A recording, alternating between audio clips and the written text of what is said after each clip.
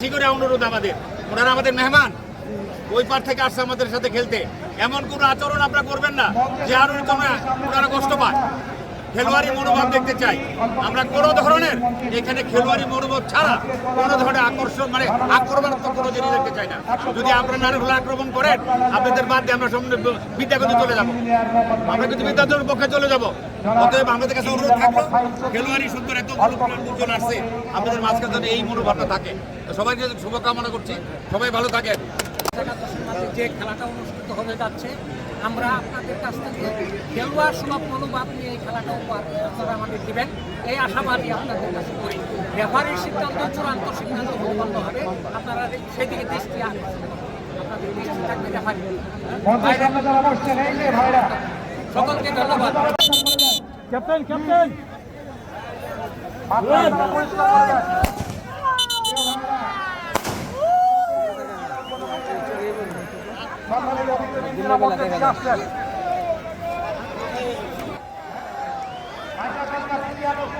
এই কথা বলুন।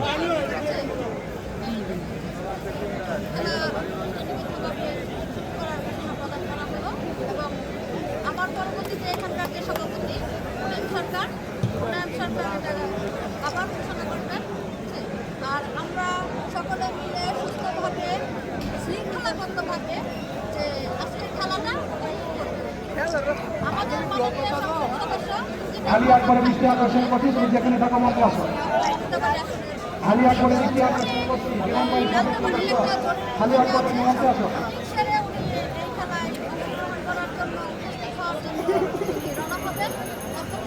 সময়ের ভিতরে তার মাঝে আমরা খেলাটা শুরু করবো।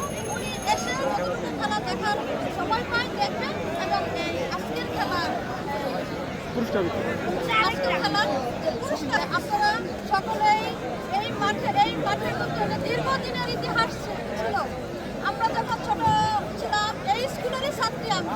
এই স্কুলে অনেক খেলা হয়েছে, অনেক দূর দূরান্তের লোকজন এসে এখানে উপস্থিত হতো, খেলা উপভোগ করতো। আমরা সেই প্রাণবন্ততা আবার ফিরে পেয়েছি এই মাঠে।